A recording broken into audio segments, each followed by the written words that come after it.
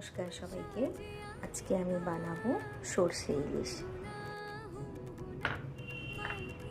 কালো জিরে, লঙ্কার গুঁড়ো, আমি একটুখানি পোস্ত আর কয়েকটা কাজু বাদাম নিয়েছি।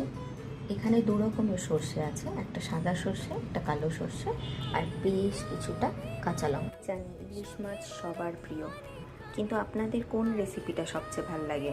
ভাপা ইলিশ, ইলিশ পাতুরি, দই ইলিশ নাকি সর্ষে ইলিশ?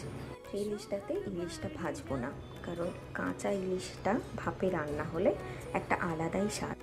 বর্ষাকালে ইলিশ মাছ শুনলেই যেন একটা আবেগ কাজ। একটা স্মুথ পেস্ট বানিয়ে নেব। সর্ষে, বেশ কিছুটা কাঁচা লঙ্কা আর এই পোস্ত। আর কড়াতে আমি বেশ কিছুটা সর্ষের তেলটা গরম হয়ে গেলে এবার আমি দেবো ফোড়ন, কাঁচা লঙ্কা, এতে আমি দিয়ে দেবো গুঁড়ো মশলা, ইলিশ মাছগুলো। এবারে আমি সর্ষের পেস্টটা এর মধ্যে অ্যাড করব। সর্ষে ইলিশ, গরম ভাতে সর্ষে ইলিশ জমে যাবে।